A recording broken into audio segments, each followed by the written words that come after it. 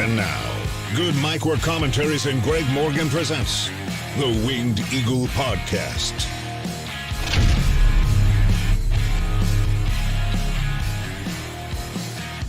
Happy Saturday, everyone. My God, it feels good to be back on the podcasting train. Good to be back here for a wingy after a couple of Saturdays off because we've had pay-per-views from WWE and AEW the past 2 Saturdays. So I feel like I'm a little rusty. I hope I remember how to do this and actually sit in front of a camera and a microphone and talk about wrestling news, because that is what is on our agenda today. Wrestling news and a lot of results. We got to talk about Dynamite. We got to talk about last night's SmackDown. We got to talk a little bit about last week's Raw and this week's Raw. We're going to talk Crown Jewel. We're going to talk Survivor Series, potentially even Full Gear, although in AEW, ahead of Full Gear, we still have Fright Night coming up in a couple of weeks, which is likely where we're going to see the debut of Bobby Lashley. And we have a couple of things, happening there ahead of their next pay-per-view. But there's a lot to kind of discuss in both companies right now, along with a pretty good amount of wrestling news because, we've been behind on the news. So I wrote down, what I consider to be the biggest news stories, and we don't have like a lot of news to get into, but some interesting things that I've missed over the past week that we want to touch on. And if there's anything you guys want to mention or for me to mention, let me know in the chat as we go through here. But kind of on the menu today, we're going to talk about wrestling news. We're going to talk about that very weird Piers Morgan episode he did on Vince McMahon yesterday on YouTube, on his YouTube show. We're going to talk about The Rock potentially or possibly missing WrestleMania 41. We're going to talk about Brock Lesnar potentially coming back to the company. We're going to talk about Jimmy Jacobs leaving AEW. We're going to talk about the new look NXT. We're going to talk about Mariah May's treatment at the WrestleDream Media Scrum. We're going to talk about last night's SmackDown and Jimmy and Jay and Roman and No Yeet and the new Bloodline. We're going to talk about the Motor City Machine Guns debut. We're going to talk about Kevin Owens. I got a lot to say about Kevin Owens, and I feel like from where I sit, he is on the road to winning World Championship gold again. That's what I believe. I'll tell you why. As we go through here, we'll talk about last week's Dynamite to see if we got any more answers from Jon Moxley in the Blackpool Combat Club after defeating and decimating and destroying and damn near killing Bryan Danielson at WrestleDream. I was kind of hoping to get some sort of an answer as to what the true motivations are of Moxley and his crew. And even though he gave us a little bit of that, it feels like this is going to be a slow burn story that AEW is trying to tell, with still a big reveal coming down the line. So I'll let you know what I think about that whole situation as we talk about Dynamite this week. We'll talk about the Adam Cole and MJF stuff, which is also kind of weird, and a lot with the Elite and the BCC, and if AEW can kind of turn the corner here and, reverse some of these ratings and attendance trends with perhaps this big, huge storyline that they're in the middle of trying to tell at the moment. In addition to that, we'll just talk about news and notes, comings and goings, tidbits, and anything else you guys want to discuss in the chat. And I'm really happy to be here today. We had a little bit of an earlier start, 5:30 Eastern at 2:30 Pacific, because I only have a 2-hour time limit to do this podcast, and I want to make sure I gave us enough time to get into everything, and then I got to head off to work. Now, normally on the weekends, as you guys know, on Sunday nights, we do classic pay-per-view watch-alongs. We've missed the past couple of weeks, and we got to miss one more. I have a family date tomorrow with my sister. Her and her husband are big Kansas City Chiefs fans. Super Bowl rematch going on tomorrow, so I'm going to head over there, watch some football, chill out, take a day off, and enjoy that with some family. So unfortunately, we will be missing one more classic watch-along Sunday tomorrow, but next week we will be back in full swing. Here's how I'm going to make that up to you. On Monday, if you're a channel member, I am bringing back the Saturday night's main event watch-alongs, because WWE is about to relaunch this show here in December, and we started watching them in order earlier on this year for the members. I was just going to go through each show one at a time until we did all of them.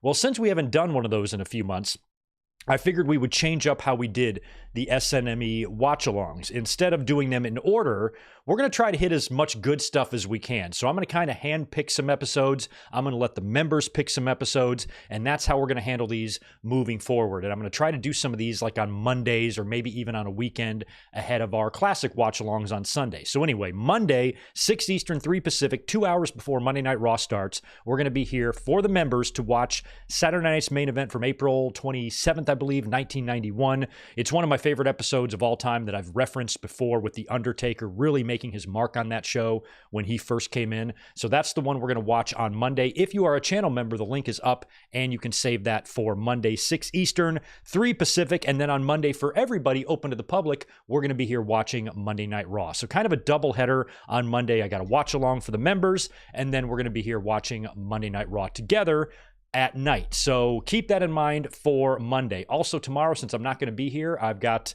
a couple of YouTube shorts that will be hitting the channel. YouTube shorts are apparently being extended to 3 minutes as of like last Tuesday, but I don't think the algorithm is quite kicked in yet. I've got 5 shorts that are in about the 2-minute range, and I'm just sitting on them until everything is working properly, because right now YouTube is still recognizing these as regular long form videos, so I don't really want to upload them right now. But once the 3-minute shorts take effect, a ton of those will be hitting the channel as well, because those have been really good channel growers. So I'm going to be going hard on the shorts for a little while here, especially with those top 5s. So that's kind of what to expect from me over the next couple of days. And of course, we're here for a big one today to catch up on a lot of news and a lot of stuff. And I am still trying to get myself centered there. There we go. I am comfortable with how I look. How about you guys? Let's say hello to our friends in the chat. I know there's a bunch of them. Let's do a quick little hello to everybody. If there's any super chats, I'll hit those. And then we're going to dive in to some wrestling news. And I think we have to start with that Piers Morgan insanity from yesterday. Ugh, my God. Anyway, it's good to see our friends Nick Steele and Red Raven Rucker. We've got channel members, Tatanani, Mike Games version 1, Joshua Aparicio, Nick Musser, Isaac, Spartan Sprinkles. We've got Zach Palgett, Big J, Michael Cuomo. Trying to hit these channel members first. Also, we have Nick and Red Raven Rucker. I got you guys. Jay Lambo, always good to see you. King Azza, David Brown, Gilbert Arbalo, Daniel Barry Sports, Mohammed. We've got Danny. Early Rumble winner prediction. I mentioned a couple of months ago, we're going to talk about The Rock later on, but I kind of think The Rock and Roman Reigns should be the final 2. I do. But this early out, that's probably not going to be the case now. I don't know. Let me think about it as the episode progresses here. Maybe I can come up with some better ideas. Gilbert, did I get you? Good to see you. JL in the house. Ben Espinoza, Toro Hill. Nicola, Robert J, Ricky Zalvadar, Jacob A, Denny Down Bad. We've got that dude is in the house. Barry MK, always happy to see you. Anybody else chiming in? Good to see, as always, Stephen Harris, right on, and Rarely Even's got a couple of super chats for us. First one is for $2. Today is your 30th birthday. Everybody wish Rarely Even a happy birthday, because he is old as hell. 30 years old, man. You might as well make a will, because it's so downhill from here. You've probably got another 5 to 10 years left, and then it's over, man. So enjoy old age, you old bastard. Happy birthday to Rarely Even. He's got 5 more for us. Any advice for being in your 30s? I just gave it to you. Make a will, man, because it's over. It is over. Your back's going to start hurting. You're going to start throwing up in the morning. You're not going to be able to get it up. Your life's over, man. 30 is the end. 30 is pretty much the end. Sorry to be the bearer of bad news there, Rarely Even, but it's just a fact of life. It's just science. Men don't really live very much longer past their 30s. It's just the way it is. So good luck to not dying soon, because you're old. I'm kidding, man. 30 is just beginning your life. 30 is awesome. I have fond memories of when I turned 30, and there's really no advice to give. Just keep living your life. 30 is the new 40. 40 is the new 50. Everybody's just living longer and being more active, and we can see that right in wrestling. Now, if you're 45 years old, you're not considered a dinosaur anymore. We're back in the 90s when Bob Backlund and Jake the Snake Roberts came back in their early 40s. They acted like they were 95, and they shouldn't even be able to walk to the ring, much less compete. And here in a couple of weeks, we're about to have a nearly 50-year-old Bobby Lashley, looking jacked as all hell, show up in AEW. So age ain't nothing but a number. Rarely Even. You're going to be just fine. Happy birthday to you. Did I like my 30s? Yes, I had a blast in my 30s. Loved my 30s. Absolutely loved them, and would like to relive them. So thanks for 5 more from Rarely Even. All right, well, that takes care of the pleasantries, the schedule, that type of stuff. Let's get into some news. And I put this at the top of my list because honestly, I want to get it over with. So yesterday, on Piers Morgan's uncensored YouTube show, just an online show. I don't watch Piers Morgan. I think he's an insufferable fucking tool. I don't watch them, don't care about them, don't like them. So he did a big episode yesterday on Vince McMahon, where he had a panel of complete fucking shitheads on there. He had Vince Russo, Jonathan Coachman, a total ass bag, Charlie Arnold, or the former Charlie Caruso, she sucks, and Maven, who Maven is the only somewhat remotely likable person on that whole panel. However, he quickly became unlikable once you went around and they started talking about Vince McMahon, and it felt like Bixen Span seems to think that Maven was coached on what to say here.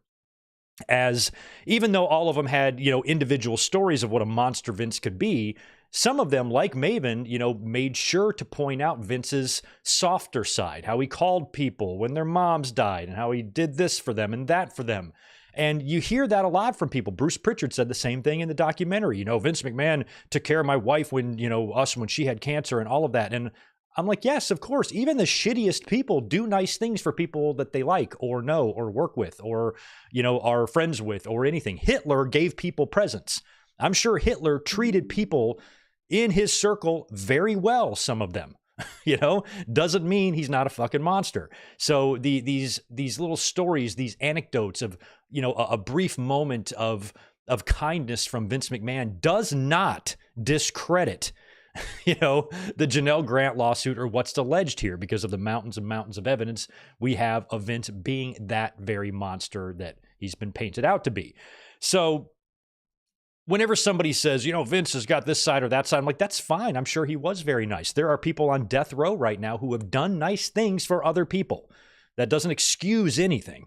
So you had to listen to a lot of that. And then, Coachman, I think Russo and Coach were the most annoying here. Maybe Charlie, Arnold as well. Arnold suggests that, Trump learned how to talk to people at his rallies because of Vince McMahon. I'm like, he's not very good at that. So I don't know why that would be considered a compliment. But, after you had to listen to a bunch of these talking heads just spew out nonsense, damn near gives you a headache. Coachman, starts... I guess Piers kind of baits Coachman into talking about Phil Mushnick, and Coachman goes on and on about Phil Mushnick for a little while. And then Morgan is like, well, now we're going to, just like pro wrestling, we're going to bring in our surprise guest, the one and only Phil Mushnick. And then Mushnick joins the panel of talking heads. And this is where it just completely breaks down. I watched maybe 15% of this, okay? I could not take it. I know I have a podcast. I know it's my duty to watch this stuff and comment on it. I can't. It was giving me a headache. I wanted to dig my eyeballs out and stab forks in my ears just listening to these idiots talk over each other. Bro, don't call me bro. And just, oh my God, just pure insanity. It's every bit as bad as you would expect it to be. If you haven't watched this yet, and you've thought to yourself, I don't know if I want to watch that because it looks like it's going to be fucking hideous. It is. It's even more hideous than you could have ever dreamed of. Absolute, complete fucking insanity.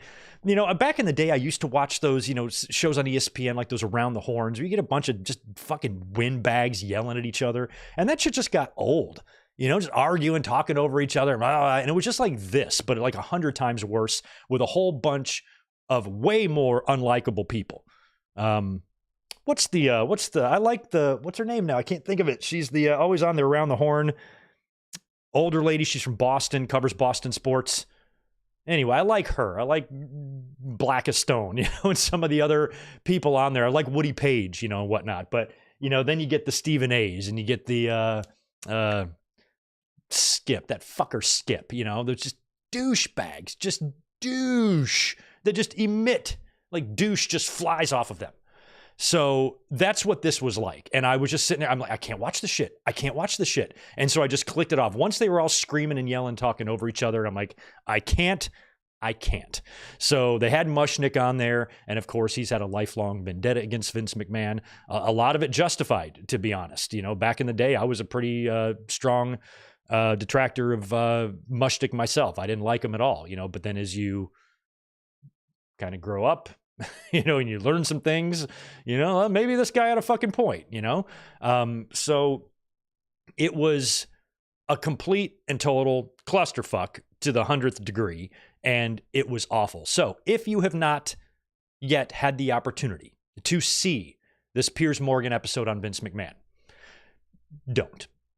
Just skip it. You will not be missing anything. It was awful. Don't even watch it. That's all I'm going to tell you there. It was,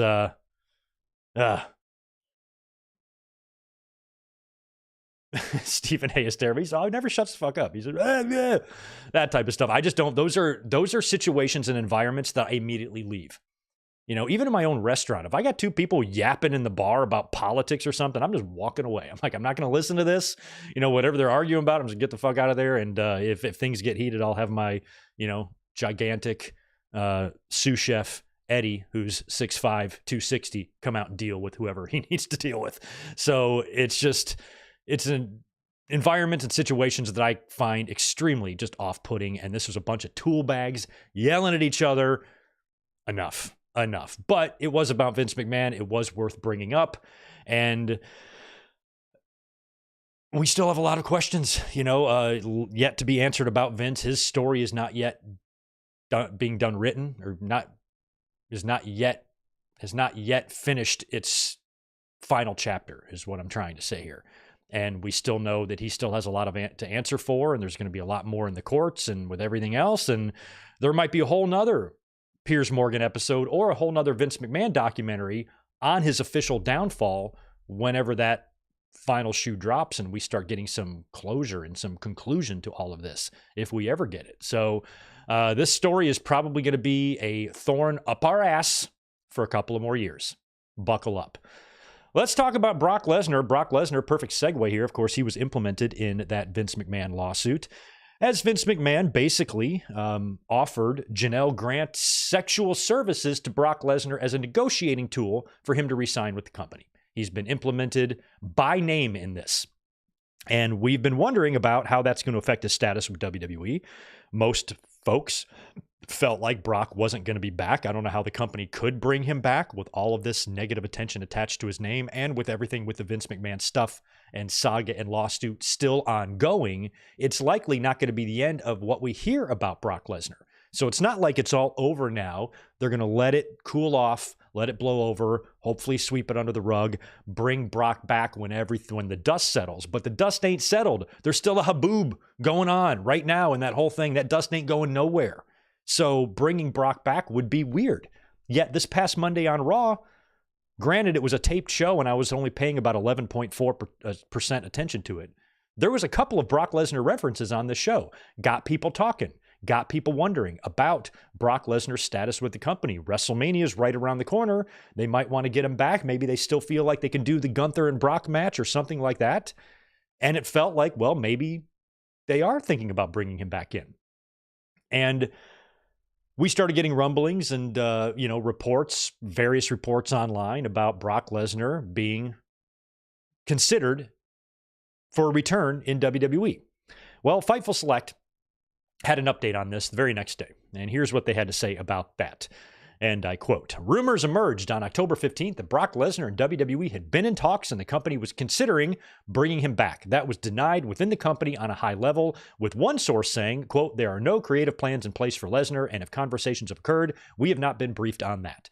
We're told that Lesnar is among a couple of other names that were not to be mentioned on WWE over the last number of months. Lesnar was not to be brought up in video packages mentioned in promos or referenced by commentary if it could be avoided. This past week, Lesnar was referenced by nickname in a WWE Raw promo by Cody Rhodes, but those close to Rhodes had heard nothing of a status change for Lesnar as of this week. Despite Triple H saying that Lesnar could be back in the fold at a recent, and that's all it says, at a recent, I'm guessing it means to say at a recent maybe scrum or press conference, we're told that he has not been brought up creatively in quite some time. One source in creative told us they haven't heard any updates regarding Lesnar in months, with another saying they'd be surprised if Lesnar was brought back in the middle of a federal investigation. And that's what I'm trying to say is like, you know, you can debate and talk about, you know, internally in WWE and externally with the fans, whether or not it's a good or bad idea to bring Brock Lesnar back. I feel like this is too ugly.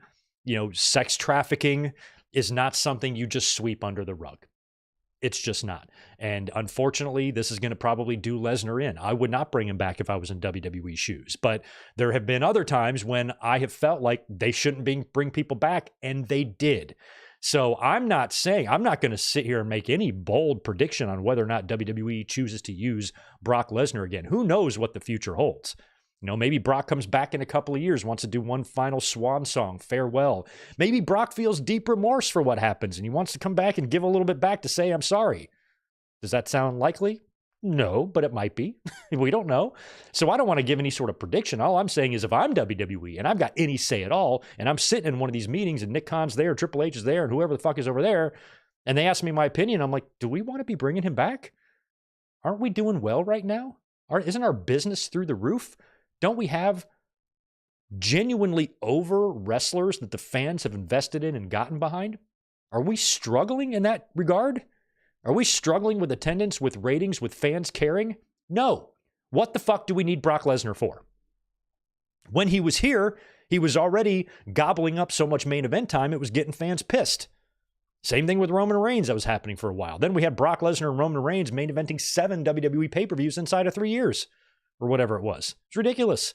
So I can understand maybe taking a risk, bringing back a controversial figure because you got to get people talking. Maybe it's a good idea for Brock Lesnar to go to AEW. I guess at least that would certainly bring up some chatter over there and would get AEW in the news, unfortunately, probably for all the wrong reasons.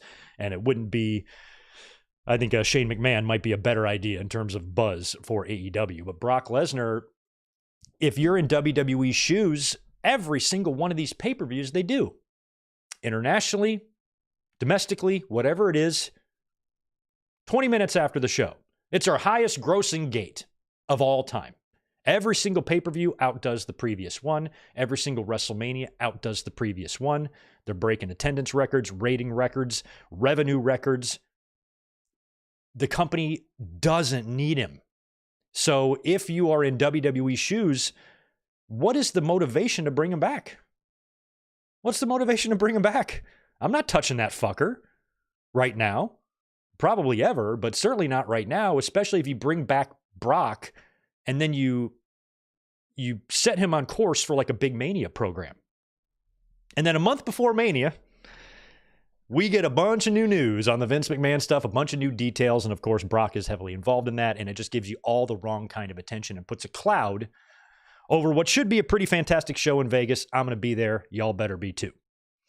So Brock Lesnar does not sound like he's coming back to the WWE, and I honestly feel like that's for the best. I'm bummed out that this happened. I hate that Brock Lesnar is gross.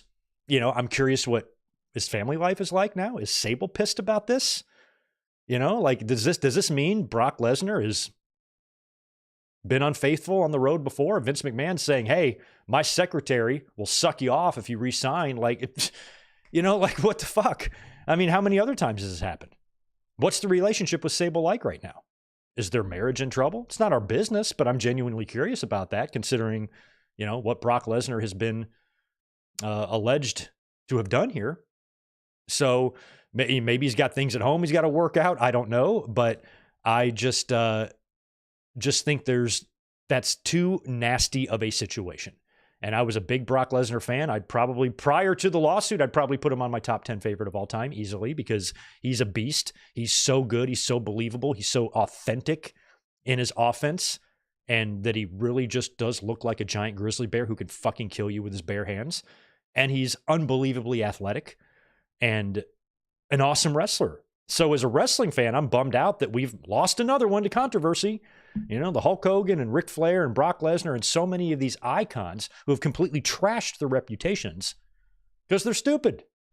So for me, it's just a shame that there's so many major names that I can never look back on with a lot of great fondness because of what they've done, or how they've behaved, or the people that they've murdered.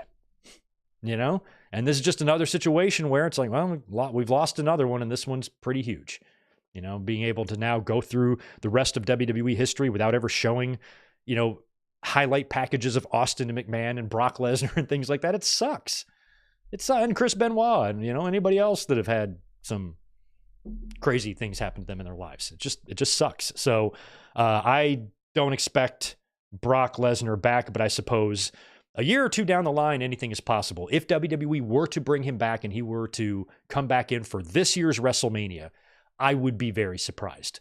And I think if Brock did come back, I'd only have him work with one or two people, Braun Breaker or Gunther, and have them beat him. I mean, at this point, even if Brock comes back, he ain't coming back to demolish and destroy, eat, sleep, win titles, repeat. No way. If he comes back at all, he's coming back to lose. He has to, because you're not going to bring him back in the middle of this investigation and put him over. I'd bring him back to get a little bit out of him, use his name value as a way to help make someone else by beating him. That's it.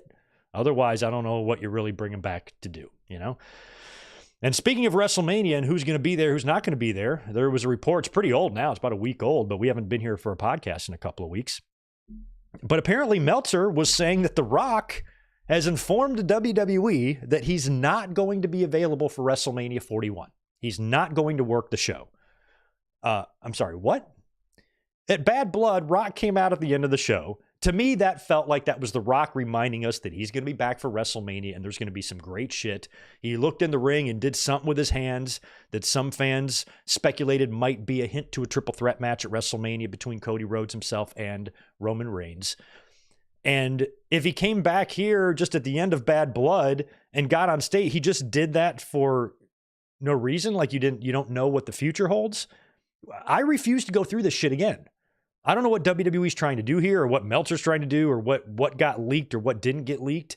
But one of the biggest complaints I had last year or this year at WrestleMania 40, was that with Triple H in charge of creative now, he seems like he really has his ducks in a row. He's thinking a few months ahead. He's probably already got WrestleMania plans in place around the October or November time the previous year. So you can't creatively write your shows when you don't know if one of your major players, your major cast members, is going to be available for WrestleMania or not. You can't play these games with The Rock. And I think if any of this shit is true, I think it's really fucked up for The Rock to play these games with WWE as well. For him to maybe, politic or act like he might not be able to be at the show. If this is something about The Rock wanting to win and wanting to win the title, maybe he's telling WWE he's not going to be available for the show. Well, if I win, who knows what the hell's going on here. But I don't want to go into December, January, February, and WWE still isn't sure if The Rock is going to work the fucking show or not. You need to know today. You need to know right now. Triple H, whether we know the fans or not, I'm hoping that Triple H and The Rock and WWE know if he's going to be at WrestleMania or not. I've always believed that the plan has always been for him to be there, which is why I think WrestleMania is in Vegas next year, and not Minnesota. And for them to even switch, kind of the venues, it looked like Minneapolis was going to get it, and now it's in Vegas. It's a market for a match like that. And what is The Rock? Is he still making a million movies? He feels like he's a board member on TKO. I'm sure movies and acting is still going to be a thing for him, but it doesn't feel like his schedule should be so overwhelming that he doesn't have time to fit in wrestling. Wrestling is one of the biggest things he's doing right now. I argue that wrestling is bigger than any shitty movie he's making. So I don't understand why Rock would not be at WrestleMania, especially even at the end of last year. You figured we were going to see him again. And Dave cited the amount of time it takes for Rock to get himself in shape and to dedicate himself. Well, he already looks physically in shape, so we're only talking about ring shape here. And he did have a lot of training for last year. He had rings set up. He went through the whole process. So if Rock has a really busy schedule, his schedule is too healthy or heavy to dedicate to that amount of training, then maybe he feels he can't be there. But a lot of fans were immediately calling bullshit on this. And we're like, what now? And I don't even know what to make of it, because Dave was all over the place. Oh, his schedule is too heavy. But then he's like, well, he could always change his mind. I'm like, we're not doing this again. We're not doing this again. WWE can't be this fucking dumb. They better know internally, regardless of what the fans know or what's going on online or what we're yapping about. I'm hoping that internally, WWE already knows what the plans for Dwayne are at WrestleMania. There better not be this back and forth negotiation. We put our pencils down because we couldn't figure out what to do. None of that bullshit anymore. They better have, they should have had this figured out last year at WrestleMania. After Rock damn near ruined that whole thing and we still got Cody and Roman, I'm hoping that everything that we've seen since WrestleMania 40 has been building to what we're going to see at WrestleMania 41. This idea that some of these creative plans for the top of the card are still very much up in the air make me very much unfucking comfortable. This can't be this way. We cannot go through this nonsense again unless WWE's trying to create this online roller coaster ride for the fans to follow a story and will he, won't he type of thing. Because we went through a lot of that last year with Cody. And, maybe WWE kind of wants to do it again. I don't know. The Rock makes me nervous sometimes. That's all I'm saying. He's out there with that stupid belt. I felt like he might be the big reveal at War Games. He's been the one pulling the strings with Solo's crew. And all of that would lead into whatever they're going to do at WrestleMania, whether it's Roman Rock, Rock and Cody, or Roman Rock and Cody. I don't know. Don't know. But this idea that The Rock might not wrestle at WrestleMania 41 is pretty ridiculous, and I don't really believe it right now. But based on how everything went earlier this year and The Rock coming in and gumming up all those plans and they had to rework it and then rework it again to finally get back to what the original plan was, I guess I would put nothing past him, to play these games. But it's unfair to WWE and it's unfair to the fans. If any of this is true and The Rock is jerking them around, jerking us around, he's going to sit and wait and bide his time until he decides if he's going to work WrestleMania. You're causing so much of a problem when you're doing that. You're forcing the company to creatively kind of have, plan A, plan B, plan C, all these different options while they wait for you to decide. And I would like to think that Dwayne isn't that much of an asshole. I would like to think Dwayne is a little bit better than that. So he better be, because I don't even care if he doesn't work WrestleMania. Don't work WrestleMania. Fuck if I care. I don't need Rock either. I like The Rock a lot. It was great to see him back, but I think WrestleMania 41 will be awesome, and I'm going to WrestleMania 41 regardless of whether or not Dwayne is there. So if you're not going to be at Mania 41, fine. Just tell us now so we can stop thinking about your bald ass. I don't understand. Me no understand. So anyway, we'll keep an eye on the Rock story, but I feel like it would be utterly ridiculous if he was not at WrestleMania 41. We got a big creative change in AEW this past week. Jimmy Jacobs has left AEW. He was a major part of Tony Khan's creative team and worked closely with Tony for over a year, I believe. Here's what Fightful Select had to say about Jacobs' departure. Quote, "We're told that Jacobs effectively resigned over the past week and the two sides remain on amicable terms. We're told that AEW is going to look at the move as a way to freshen up the writer's room and that Jacobs had been burned out as of late." Fightful Select was told that Jacobs was very well liked backstage in AEW and there appeared to be no ill will regarding his departure. Jacobs cited burnout and not wanting to travel as much as a reason for wanting to finish up. AEW took the opportunity to decide that the move would be a creative freshening for them, as Jacobs was a major part of the team for well over a year. We're told that outside of Tony Khan, Jacobs was at more AEW shows than anyone.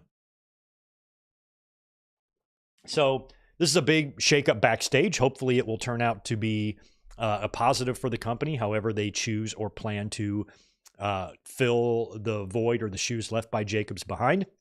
Right now, the AEW product creatively is very cold. The AEW product creatively has a lot of issues, a lot of problems, a lot of still to this day, regardless of who's working with Tony Khan, they have issues with follow through.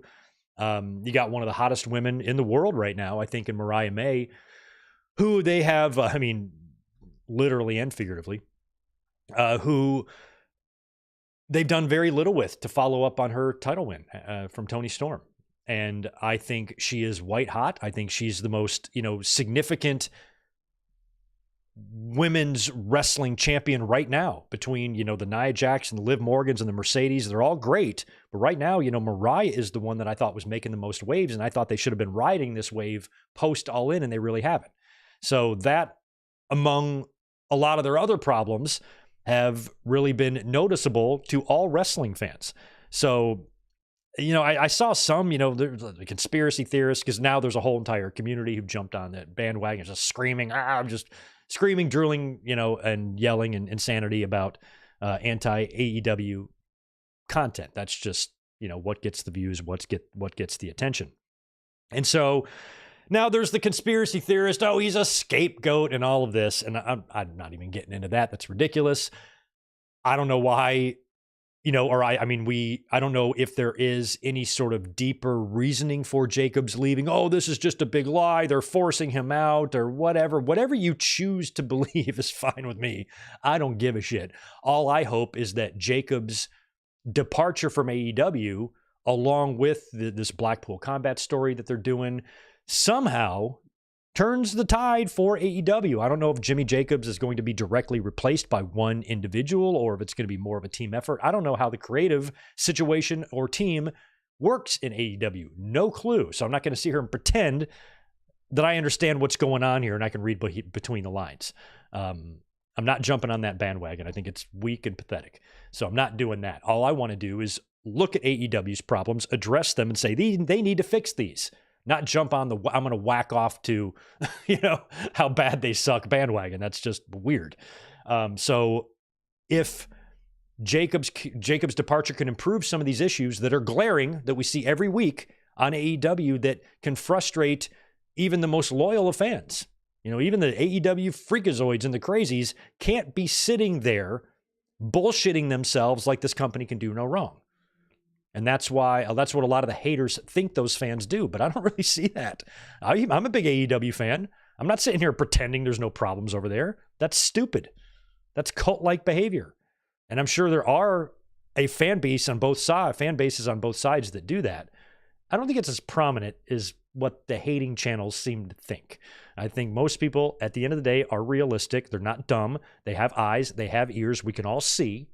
And we can all see what the problems are with AEW. A real fan wants to see improvements.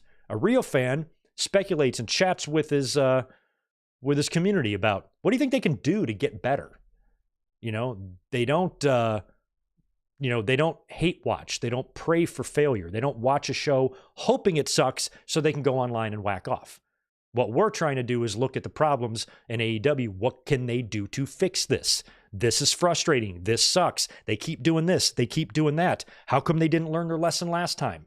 That type of stuff is what I mean, is what I'm talking about here. So if Jacob's departure from AEW does anything to improve any of that, then it's going to be a good thing.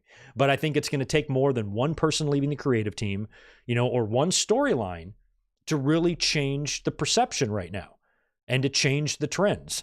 And even though I feel like the Moxley storyline is still leading to a big reveal, and AEW is kind of relying on that right now to change these trends, it might take more than that, because a lot of those other issues you still have internally are still there with Tony Khan or his creative team or how they are writing and operating day-to-day business. Clearly, there are some issues there that they need to work on, but I think it's foolish for a wrestling fan like me or some, wrestling fan who's 22 years old working a retail job to pretend that they have all the answers. You don't. You don't. Let's just hope it gets better over there.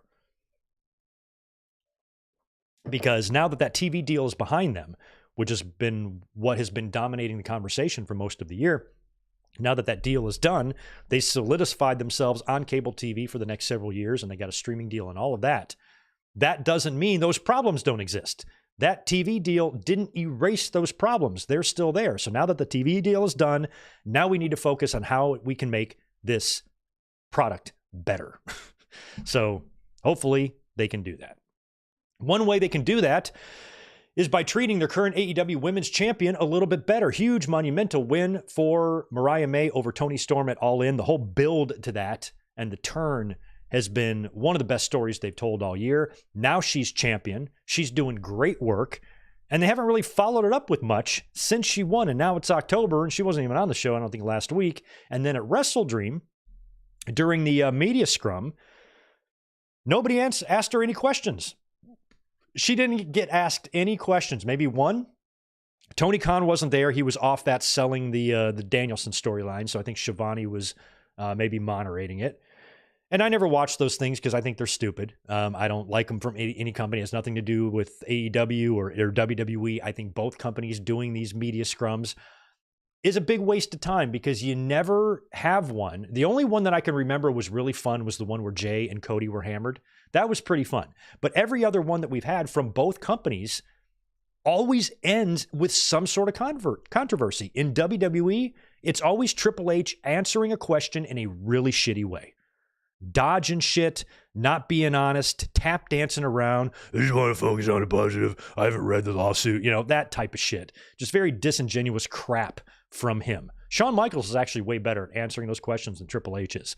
And then over on AEW side, of course, you've got, the muffins and the empty-headed fucks and the brawls. And you got Tony Khan, wearing big funny hat and glasses while answering a serious question. Everybody's mad at the journalists. And because there's a lot of people have to stick up their ass about journalists. The problem is they lump, good journalists, credible journalists who do good work with everyday run-of-the-mill content creators on YouTube who also can get these media passes. If I wanted to go to an AEW media scrum, I could, but I'm never going to apply to get a media pass to go to one of these things because I don't want to go to one of them. I don't want to be a part of that crew that's going to be shit on, by the entire, wrestling community. These so-called journalists and blah, blah, blah. And that the people that have these issues with journalists, they're wrong when it comes to the ones that actually do good work, that are credible. Nobody tells Sean Ross Sapp anything. Yeah, they do. Have you seen Fightful's channel? They can interview anybody. They've got great connections. They do work. They do correct, proper work, regardless of what the frothing at the mouth haters want to say. However, where people do have a point is that regular, everyday YouTubers like me can go to these things and ask questions. And that's when it treads into, okay, are people there for journalism and for media purposes, or are they there to be marks?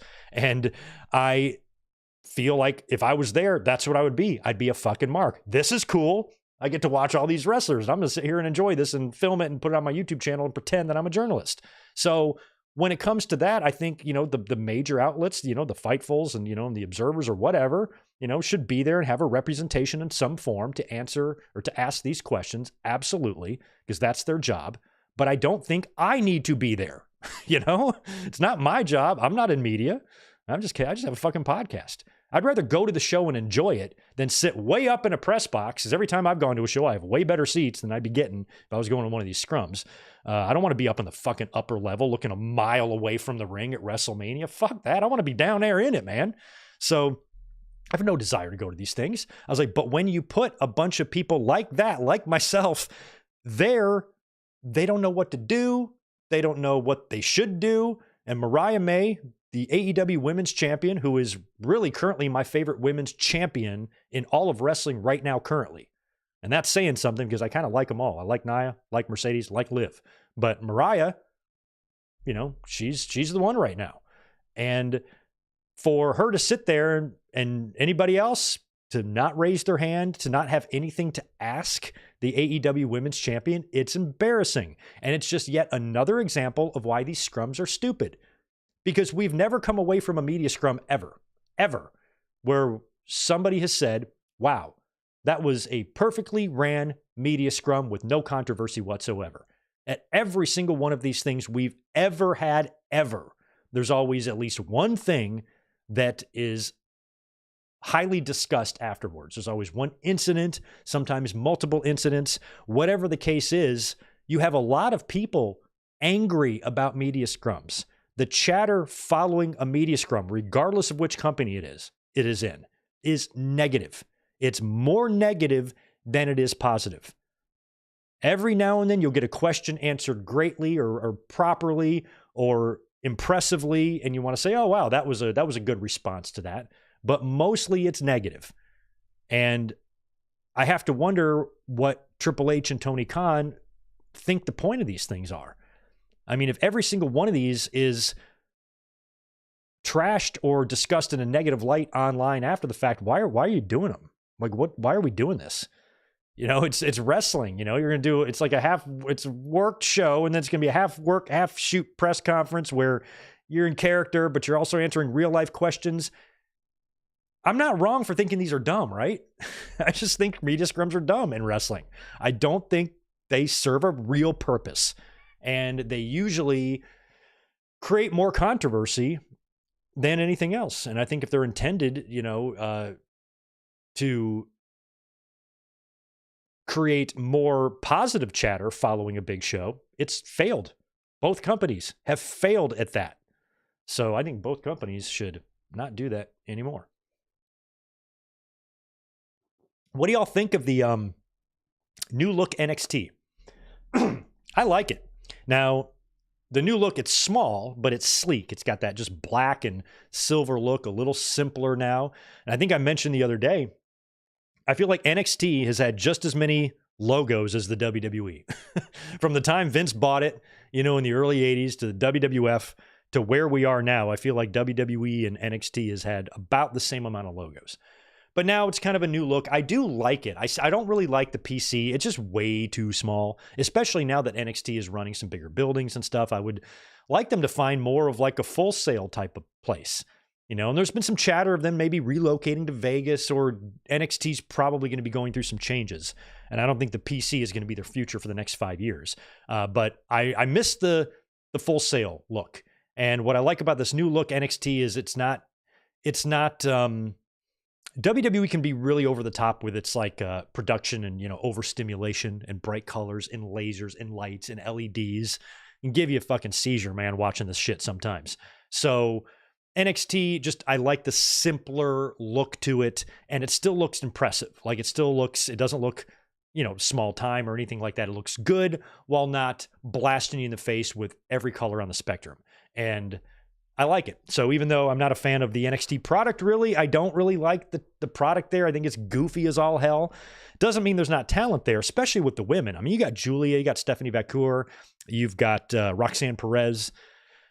With the men, I like Obafemi a lot. I don't like that Italian guy. It's so stupid. And he's a champion now.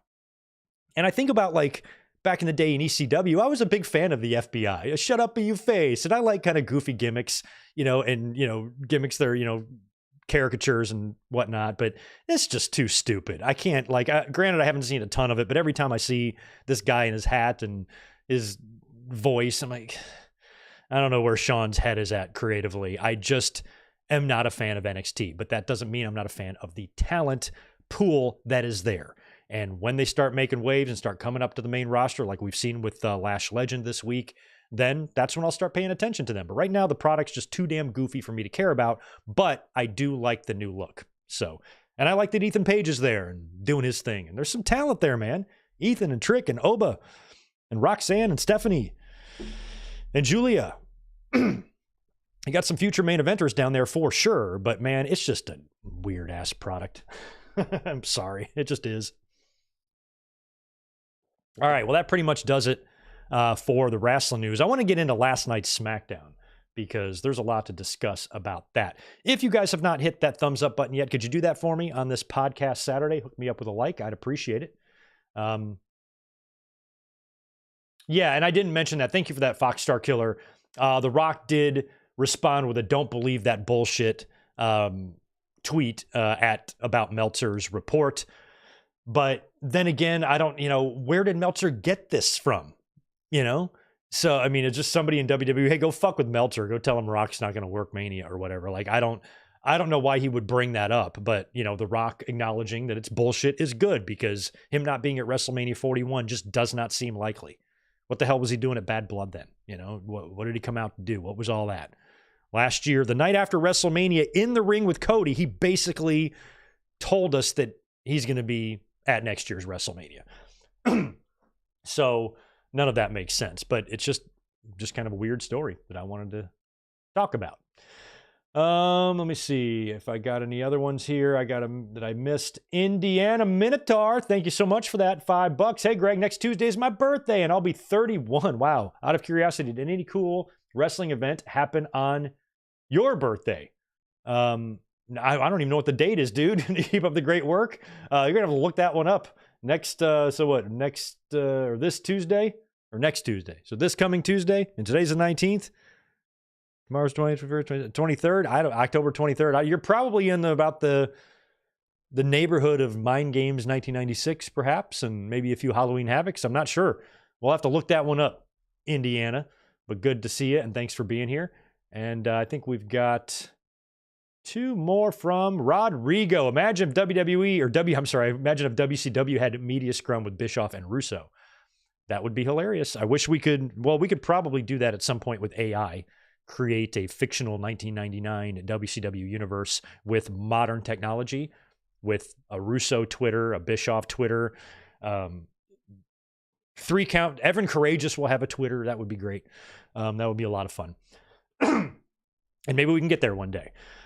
All right, let's talk about last night's SmackDown. Not a bad show. It feels like the Bloodline is picking back up steam. It feels like the Bloodline is back. The Bloodline storyline is good again, and it has now rekindled my interest because what they did last night felt a lot like what they were doing all last year and leading up to WrestleMania 40.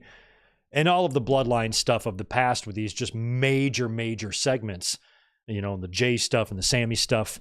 And it feels like we're kind of getting back to that. So SmackDown opens up with the Bloodline. They're out there in the ring and Jey Uso interrupts. So Jey Uso shows up from Raw and he gets in the ring to basically plead with little brother Solo to not break up the family. He said that there's and this was so good. And Jay is a fucking star. That's all I'm going to say about Jay. It was cool to see him out there telling Solo, man, we purposely stayed away from Tama and Tonga.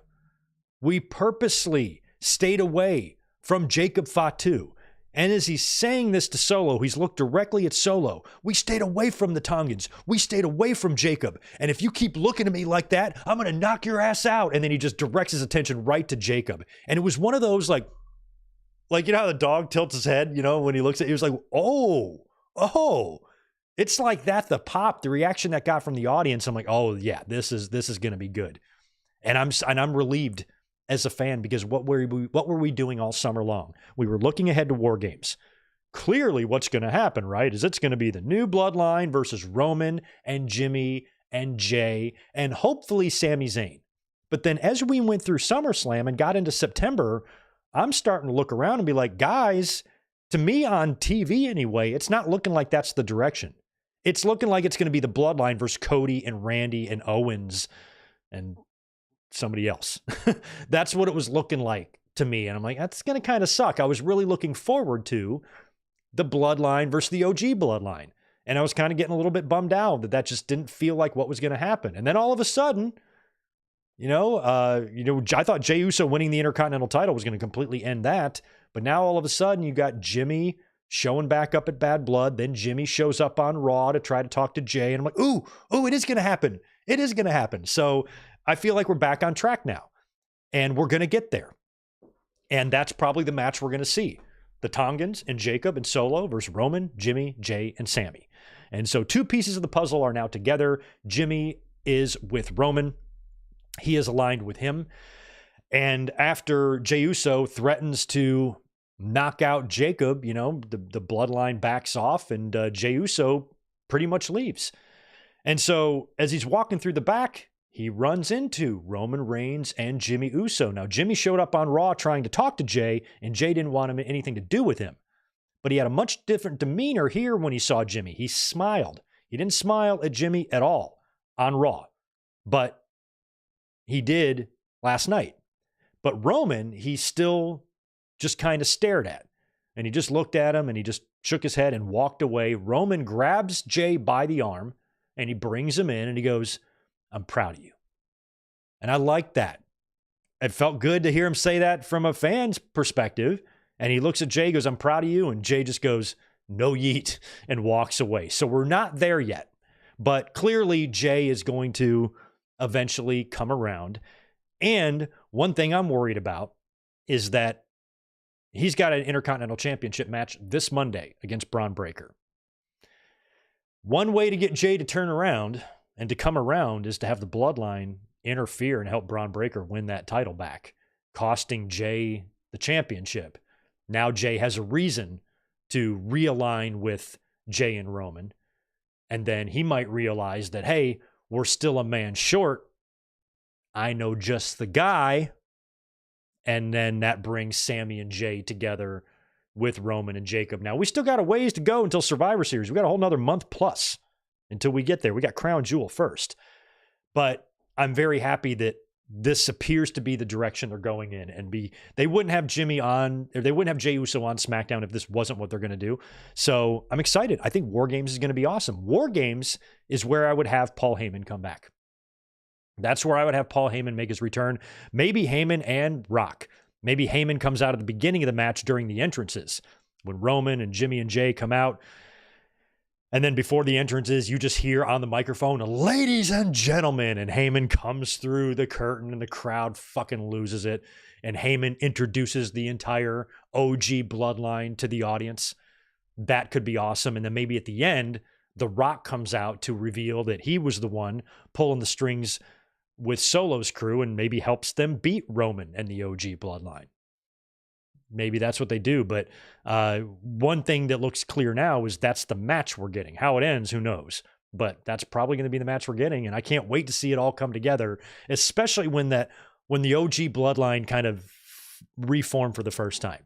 And you get Roman, you got Jay, Jimmy, Sammy. And now Roman isn't the abusive leader. You know, this is a guy that appreciates and loves his crew, not there to just direct them and be a dictator. That's what Solo's doing.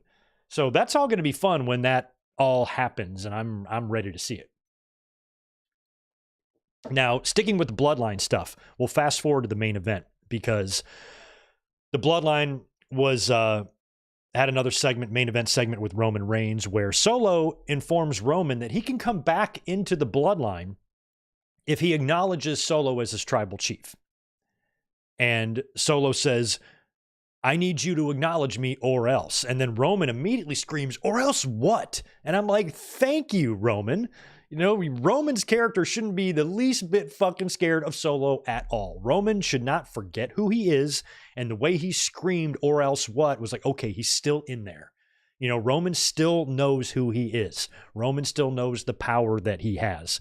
And he should not ever be intimidated by one of his former lackeys. And he didn't let that happen. And Solo goes, yeah, that's who you are. I knew you would never change. And you know what? That I'll never change either. And then he like snaps his fingers and the Tongans bring out a beaten up Jimmy Uso. They got to him in the back. They drag him out. I think it's the Tongans and Jacob. They're dragging out Jimmy. And then they proceed to completely destroy Roman Reigns. He gets Samoan spiked. He gets completely decimated. And no Jey Uso for the save. A lot of fans were chanting, yeet, yeet, yeet. He didn't come out. He was already on the interstate, probably sitting at Waffle House, having some scattered and chunked hash browns. He wasn't there. So he may now lose his title on Monday. As soon as Braun Breaker lost the title to Jey, one of the first things we said is like, it feels like Breaker's going to have to win this thing right back because for him to lose it that quickly is just bizarre. So maybe WWE saw this as a way of saying, hey, two birds with one stone. We found a way to get Jey over to SmackDown in storyline purposes, and we can give him a singles championship at the same time. We'll put the IC title on him. Bloodline will cost him. He'll then realign with Jimmy and Roman, and we've got our bridge. Our bridge is now made, and we put a title on Jey in the process. That might have been what they realized. I mean, when they're in the writer's room hashing this shit out, and they're trying to figure out how to get Jey over to SmackDown and how to make this work, you know, we should do one better than just Jimmy shows up on Raw and convinces him. He's got to do a little bit more than that. There's got to be a little bit more to sway Jay's decision. And if the Bloodline costs him his championship, that might be just the thing to get him over there with Roman and Jimmy. So we'll see how all that plays out, and it could start as early as this Monday. In terms of what else we saw last night on SmackDown, Cody Rhodes had a promo. He did everything he could to create the illusion of importance to this Crown Jewel championship, but it's just an unnecessary match concept to do. You know, I mean, I'm looking forward to Cody and Gunther, but at the same time, this whole championship, this whole thing is it's just a little bit of a turnoff, you know, and I'm more looking to Survivor Series. I'm looking ahead to Survivor Series, and what I think is going to happen at Survivor Series, I'm hoping that the two title matches that we see, I hope we get two. I hope we get Gunther versus CM Punk. I've believed that to be the case ever since Punk came out on Raw after the strap match and called out Gunther. I said, you know, he's not going to get Gunther right away. He's going to have the Hell in the Cell match first, but I feel like Gunther and Punk is what they're going to do. Gunther and Punk is what we should get at Survivor Series. And also, I think we should get Cody Rhodes against Kevin Owens at Survivor Series. But first, Cody has got to face Gunther. And if what I'm about to talk about in a minute with Owens comes true, I almost feel like Cody is going to have to beat Gunther, but I don't want to see that happen. You know, unless Goldberg makes the flight over there and he costs Gunther or something. I don't know what the hell they could do here, but I originally felt like Gunther should get the victory here. Gunther should win, maybe with help from Kevin Owens or something like that. But now that I have this idea for Kevin Owens, I don't know how Cody's going to drop 2 matches in a row. So I'll reserve my predictions for another day on Cody and Gunther. But in terms of Cody trying to put over this match as like an Ali and Frazier or some sort of crazy, dream match like Bruno and The Rock or something, he tried. Cody's great at trying, but it's just not doing it for me. What I'm more interested in is what they're doing with Kevin Owens. Of course, last week, he finally snapped. He turned on Randy Orton after turning on Cody. And WWE officials told him to stay home to skip Friday Night SmackDown. So he cut a promo or filmed a video, I guess from like inside his car, where he had a much different demeanor. He seemed really dejected about being told to stay home. He questions his value to the company. He can't get over Randy Orton choosing Cody Rhodes over him. I thought what we had was special. I thought what we had was different, is what he said. He said things are the worst they've been since he's been in the company for 10 years. And he has major doubts about his future in the company. And as we know, apparently he hasn't re-signed his contract yet. And they might actually be turning his contract situation into a storyline, especially if they are confident that he's going to re-sign. They feel like they're tying a little bit of that reality into this. And you have to wonder now, with another wrestling company out there and with free agency now being a thing for both wrestling companies to think about, and with the way contracts are negotiated changing year after year, I've been saying for years that it's criminal that Kevin Owens has not had another run with a world championship. He was the second person to ever hold the Universal title. That title doesn't even exist anymore, and he hasn't touched world championship gold since, despite coming dangerously close a few times. And that's criminal. So maybe with Kevin Owens is like, look, Triple H, I want to resign, but I am not going to retire without winning another fucking world title. I have more than earned it. I'll resign with you, but you better put the belt on me. I don't know if that's what the situation might be. It could be, but you have to wonder with Owens' situation, and if his contract is coming up. As a fan, I think it would be great to see him in AEW, but I don't really need to. I would like to see him finish off his career in WWE. He's had a Hall of Fame run there. He's had a hell of a run. He's been very entertaining. Granted, I think he should have won another world championship, but I could never look at Owens' run in the company as anything but a success. It has been one. So he's treated very well there. He's created a great legacy for himself. He is friends with a lot of people in AEW, specifically the Young Bucks, and maybe there's a part of Owens professionally that wants to go do something outside of the WWE. We don't know what his plans and aspirations are, but as a fan, I would just like to see him stay in WWE, and I definitely think he deserves to win the championship again. And I've just got this hunch this time. Every other time that Kevin Owens has had a championship match in the past, couple of shots against Roman, that one Rumble Thunderdome match where he technically won because they botched the handcuff thing. All of those matches, I never really felt like Owens had a realistic chance to win the title at all. And I don't think I ever predicted him to in any of those scenarios. This one feels different. There's something about it. There's something about the vibe. And I have never been of the belief that Cody should hold the title from WrestleMania 40 to WrestleMania 41. If he does, that's fine, but I don't believe it has to be that way.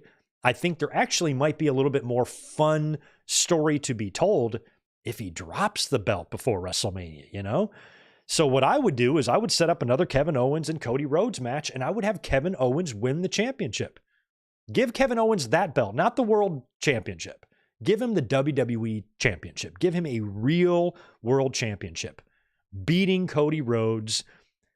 He could do that at Survivor Series. Now, I mentioned if Cody loses to Gunther, like, for example, if Owens costs Cody the match versus Gunther and then faces Cody at Survivor Series, is he also going to beat Cody, cost him a match with Gunther, then get a title shot and beat him? Maybe Cody wins at Survivor Series and they do a rematch on Saturday night's main event. And Owens wins the championship on Saturday night's main event. Yes, on NBC, on WNBC. Yes, is what I say to that. A resounding yes. That would be so awesome. That would be so awesome and different and unique. World Championship, major upset. Kevin Owens wins the title. Would Ring of Honor Kevin Steen ever have thought that he would win the industry's biggest prize on primetime television on NBC? I think he'd shit his pants if he went back and told 2005 Steen that. That's awesome. I'd do that. So I feel like this time's different. I feel like Triple H and Kevin Owens, if Owens is in the middle of any sort of contract negotiations with the company at all, and that's still ongoing, and there's still some uncertainty on whether or not he's going to resign. I guess either way, they're covering their bases here. You know, they're kind of creating a storyline to where if he doesn't resign and leaves, you know, he's just going to storm out and quit or whatever, or he'll leave, or he'll lose a loser leaves town match to Cody or something like that. Where if he's sticking around, all right, Owens, we're gonna put the belt on you. You know, but if they do that, does Owens hold the belt until WrestleMania? Let's say this theory of mine is true. He either wins at Survivor Series or he wins at Saturday night's main event. Will he be champion by the time we get to WrestleMania? They took it off of him last time, put it on Goldberg to face Brock going into Mania. Would he get screwed in that regard again? Would he win the championship, but only win it for a couple of months and drop it at the Elimination Chamber? Maybe he will, but I feel like if you do put the title on Kevin Owens, you need to commit to him through Mania. So that could really make their creative plans difficult if they've got a bunch of stuff planned for the Rock and Cody and Roman. It all just depends. But I feel like something about what's going on with Kevin Owens is different this time. And it may very well result in a world championship win for him. So that's what I'm hoping they do. How they get there depends. But there's a couple ideas right there. So also last night we had a couple of we had two triple threat matches. There's like a number one contenders tag team title triple threat thing going on right now on SmackDown. There's going to be two triple threat matches. The winners of those matches face next week. The first match was DIY defeating the Street Profits and Pretty Deadly. There was a double pin. I think Montez and Ciampa each pinned a member of Pretty Deadly, but DIY was awarded the victory because they pinned the Legal Man. Now, Street Profits kind of looked a little funny after the match, kind of hinting that it may be another heel turn. They kind of turned heel and when they got with Lashley, and now they're kind of back to doing what they were doing. It's kind of been hard to follow what's going on with them and why they haven't branched off Montez in the singles run yet. But they definitely looked a little pissy about that. So DIY moves on. The other match was going to be A-Town Down Under against Los Garza and the debuting Motor City Machine Guns, who made their debut here. Now, they actually debuted on social media. A couple of hours before the show, backstage, they met with Nick Aldis. They signed their contracts, and that's where Aldis informed them that originally they were going to be facing Los Garza, but he turned it into, he said he had one of his trademark change of hearts. The way he delivered that line popped me. So he said now, he explained to him the triple threat thing and that they will be in a triple threat. Winner of theirs will face the winner of the other one. So they make their debut. They've got their entrance, their music, which I didn't totally hate, but had a tough time hearing the whole thing or judging it properly. Definitely felt Def Rebel-ish, but I don't think it completely sucked. Opened up with machine gun fire, which kind of surprised me. But that is their name, Motor City Machine Guns. Let's hope they don't change them into the Motor City Squirt Guns or something. You never know. The Motown squirt guns, what they did to the War Raider, the War Machine, to War Raiders, to Viking Raiders, to Viking Police, to whatever the fuck they are now. So hopefully they'll just leave this team intact, and they look great. They look great. They won their debut, of course, hit their little tandem finisher thing on, I think it was Carrillo, and got the win. And they will now face, get this, next week on SmackDown, Motor City Machine Guns versus DIY in a number one contenders match for the tag team titles. Winners will face the Bloodline, probably at Crown Jewel. Motor City Machine Guns going to come right in the door and be sent to Saudi. But that's kind of a dream match next week. Motor City, is that match existed? Help me, you guys know better than me. Did Motor City ever pass through Ring of Honor or wherever the hell DIY was before and face them? Maybe, but either way, getting that match on WWE television is awesome, and I'm ready to see that one. And welcome to the WWE Motor City Machine Guns. Always been a big fan of Shelley and Sabin. I mean, I know of them from TNA. I remember seeing enough of those guys. And I'm from the Motor City. I was born there, so I'm rooting for them. Go MCMG. We also had Lash Legend, I don't know where she came from, showing up from NXT to face and defeated Piper Niven, lifted her up and hit her with whatever her finisher is, looked like a white noise looking type thing. Unbelievably impressive. And I think she was in the crowd for last Monday's Raw as well, so they're kind of bringing her up, and she's a big, impressive wrestler, and happy she's there, and excited to get a better look at her in the future. So Lash Legend beat Piper Niven. And we also had Nia Jax teaming up with Candice LeRae, who was filling in for Tiffany Stratton, defeating Naomi and Bayley. Now, on the outside of the ring, Indy Hartwell is there. She posts Bayley, allowing Candice to hit her sweet-ass moonsault for the win. So it probably would have been the same finisher if Tiffy was there. She would have hit her moonsault, and Candice was there to hit hers instead and got the win for her team. So that was pretty much SmackDown last night in a nutshell. I pretty much skipped last week's Raw, but I saw a little bit of it. I saw Jay and Jimmy Uso talking. I saw Braun Breaker talking about how Jay's been sucking off his family for too long. I saw the return of the War Raiders and a general idea of what happened on Raw this week. This week on Raw, we've got the Intercontinental Championship match that I talked about earlier, Jay Uso versus Braun Breaker. Would not be surprised to see the Bloodline show up in that and cost Jay Uso the title. I kind of hope they do, to be honest, to set up what we're going to see at War Games. And maybe even like something at Crown Jewel. Like, for example, if the Bloodline does cost Jay Uso the match, maybe Jay... You could do a couple of things here. If the Bloodline costs them the match, then I think you could reunite, or if the Bloodline costs Jay the match, he loses the IC title. Jay and Jimmy reunite to face, or maybe, there you go. Maybe Jay, Jimmy, and Sammy face Jacob and the Tongans at Crown Jewel. Maybe something like that happens, or maybe Jay and Jimmy just reunite themselves, and it's just the Usos versus the Tongans. But then you got to think about the tag team titles. And if the Tongans face Motor City Machine Guns, maybe to get revenge on them costing Jay the IC, Jay costs the Tongans the tag team titles. And right off the bat, as soon as the Motor City Machine Guns get into the company, they become champions. Would that be too quick? I think it would be too quick. But then again, Shelley and Sabin are well-traveled veterans. Aren't they both in their 40s or close to it? No reason to drag your feet. So why not spice up the tag team division, make them champs right off the bat? Put them on a little run. And that would mean that the first time they lose, they will be losing the tag team championships. Who knows? We could see that.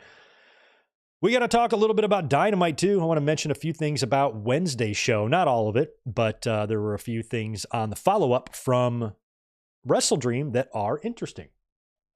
But before we do that, I want to acknowledge a couple of more comments here and chats. Off Leather Wings, good to see you. Thanks for the $5. Ric Flair was wild in 2006. He wrestled TLC, Money in the Bank, I Quit match against Foley, and had an Extreme Rules match for the ECW title. Yeah, that 05 and 06, he was bleeding a lot, wasn't he? That was a wild time. You're right. He was He was doing crazy things just a couple of years before his first retirement. Yeah, Victor, it sounds like you're agreeing with me on Solo. Max Pokebra, imagine Roman giving Jay the Ulafala. Oh, that might just be too much for my heart to take, Max. That would absolutely melt my insides. That would be quite the moment if he did that. Especially if it's Jay and, Jimmy and Sammy who have come back together to help Roman reclaim that, It could be, that would be a great payoff too. Maybe not even necessarily putting it on Jay, but Roman saying when he finally has it. That's why, I kind of think that, Roman doesn't need to be in a title match at WrestleMania. I mean, it might just have to be for the fucking thing. And that might be Roman and Rock's match.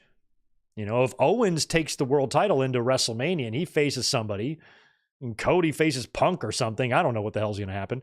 I feel like Cody's going to be involved with Rock, but you can have an Ulafalo match. But whatever they do, when the time comes where Roman has the Ulafala and he's got Jay and Jimmy and he's got Sammy with him, it's one of those things where he's like, nah, I'm not putting it on my head. This is all of ours. This belongs to all of us now. It's not just about one person. It's about family. And basically, kind of change up what it means to wear that, and recognizing the help and the assistance and the support he needed to get back to that. And instead of taking it for granted, instead of having lackeys and cronies doing your dirty work, now he's acknowledging that, you have to fight for what you believe, against people with lackeys and cronies. And now he's on the other side of where he, on the other side of where he was, for all those years. So that would be a great moment, Max. I could see it happening. No, Barry, the Bloodline story only temporarily died after WrestleMania 40. We knew it was going to tread water. We knew that. Rock was going to go. Cody was going to go to SmackDown. Jay was a single star now, and things were going to just kind of settle down. And we had to deal with a lot of that dead spot, that dead space, that dead air with Solo Sikoa. But we knew it would pick back up. And I think the Bloodline the Bloodline story will be able to resurrect itself, because we're going to see it was gold before. And I think with everybody back in play and with this new dynamic with Roman and the Bloodline, the OG Bloodline being baby faces against the new Bloodline, I like it. I think it's going to dominate a lot of SmackDown TV. I think we're going to see a lot of those long cinematic segments, especially next year when SmackDown goes to 3 hours. They're going to have a lot more time for these like epically long segments. So Barry, get used to it, because you're going to be seeing a lot more of them. That's for sure.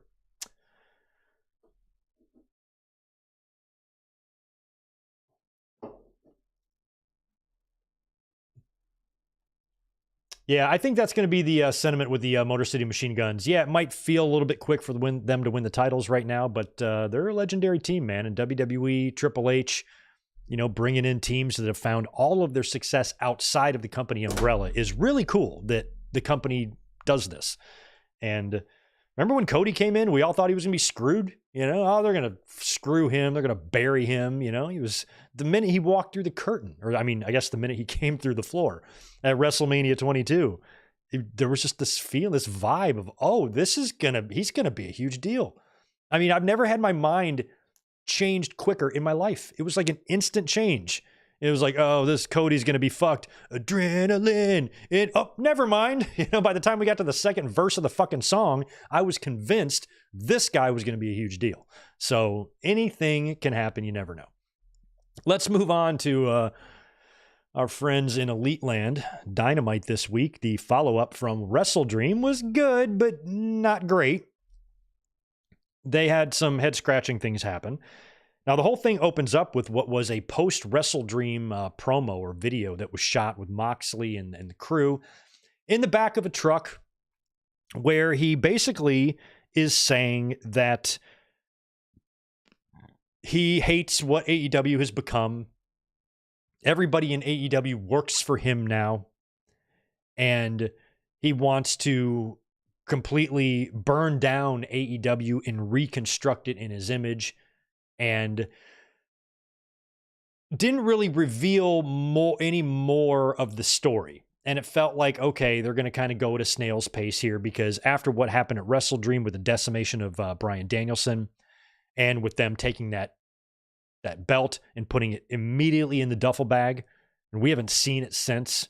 It felt like they were putting it in that bag to deliver it to someone. And now a lot of fans are thinking that the person behind all of this is Moxley himself.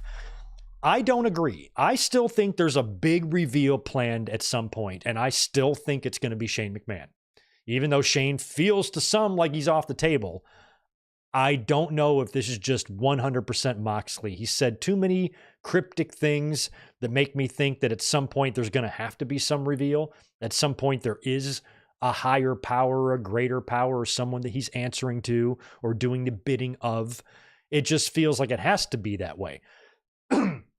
But until then, Moxley's kind of the ringleader here. And all he really revealed was that he plans on reshaping AEW in his image. And that's really it. So he didn't give us more to the story yet, but that doesn't mean more to the story isn't coming. And we also heard this week as well that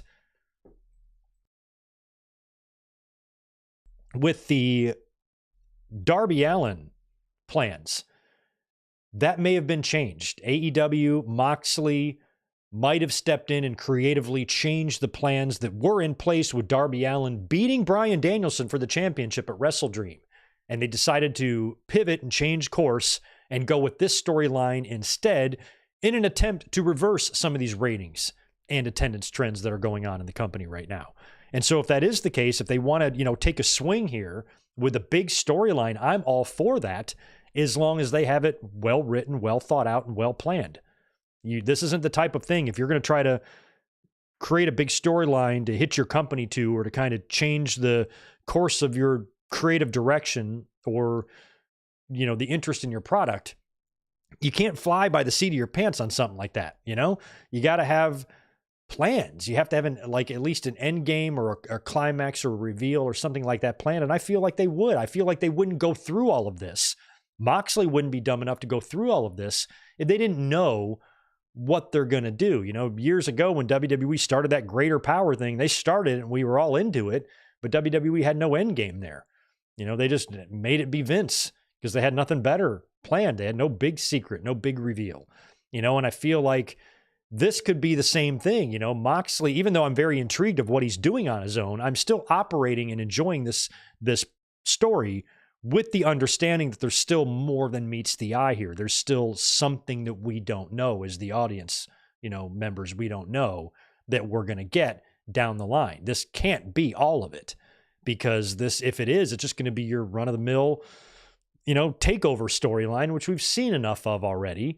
And nothing will really set this apart from other ones that we've seen. I think it's been shot and produced very well. That pickup truck video was great, and Moxley's, demeanor and the ability to bring Marina Shafir in and try to give her some rub, and, Yuta turning back and their whole crew there. That's all nice and fun. But at the same time, what about it is unique? What about it is different? What about it is going to get the fans' attention and take away from WWE, from what they're doing? They need buzz. And I don't know if this story, where it stands on its own, is really creating that buzz. It did a little bit with what they did to Danielson, the shock of destroying him in front of his hometown in his last match. And there was all that. But again, nothing that's going to change the course of, AEW's direction right now. So I still feel like there's got to be some big reveal down the road. In terms of them changing the plans from what they were going to do with Darby, I'm not too concerned about that. Darby's a team player, and I'm sure Darby understands, and I'm sure Darby will have his day. Darby's a lot like Jeff Hardy. He's going to win that championship. Maybe they felt like right now they want to try this instead, but with the way Moxley put Darby down and took that championship shot away from him, you've already written the story. Darby should be the one to take the belt off of Moxley whenever they get to that point. But this is something that they could essentially wait until what's the one at the end of the year? Not World's End. World's End at the end of the year. Maybe that's where we see Shane McMahon, which means we got a couple of more months of, maybe a slow burn here. And maybe I'm being naive. Maybe Shane McMahon's not coming in and I keep bringing him up for no reason, but sometimes you just go with your gut, and my instinct says that there's, if it's not Shane, it's got to be something. There's got to be something that the audience doesn't know yet that's going to be revealed down the line. I still feel like Shane is the one, but if he's not, it's got to be something, because this storyline with Moxley and the BCC, as much as I like it, it's not a storyline in my mind that's strong enough to change the ratings and attendance trends. That's my point there. So we'll keep our eye on it and see. Now, the BCC wasn't done because later on in the show, we'll skip to that. It was this is way late in the show now. It was the Conglomeration versus the Elite. In the middle of the match, the BCC attacks. Wheeler Yuta hits the ring. Claudio, Pac, Moxley, they come in. They take everybody out. The Elite leave. The Bucks walk away and walk to the back. And a bunch of baby faces run out and get completely decimated. So the fact that the Elite are like, oh, we don't want nothing to do with this. Earlier on in the night, they were asked about this as well. I thought. No, they weren't. We're going to talk about the Bucks in a minute, but because I'm skipping ahead. But when they walked away, they got confronted in the back by Garcia and Private Party. You guys are, EVPs. What are you doing? How can you just let that happen? And they're like, that's none of our business, man. Hey, I'm Paul, and this is between y'all. So they just don't want anything to do with it. And the camera kind of catches them walking away from the chaos in the ring. And I don't remember who it was to quote them here, but somebody put a good analogy on Twitter the other day. They said that the Young Bucks are kind of like the crooked politicians, and the BCC is the cartel. And that might be the relationship there. And we don't know if these factions are going to maybe merge. Remember the corporate ministry? We had the corporation and the ministry, and their storylines were overlapping a little bit, and that formed the corporate ministry. Could we get the Elite Combat Club or something? I don't know. Moxley wants to tear the company down, so you would think his character really would not want anything to do with the Bucks, or they are a part of his enemy. They are people that he wants to tear down. And same goes for Jack Perry and anybody that associates with the Bucks. You would think that would be his goal, or maybe his goal would be to bring down Tony Khan. But we've already seen the Elite attack Tony Khan. They pile drive Tony Khan before the NFL draft. And he showed up with a neck brace. So that is a little bit intriguing to me as a fan, because I'm like, okay, how are they going to do that? Because we first thought the Elite was going to kind of be this takeover storyline. It was going to be the Bucks using their executive power to get things that they want.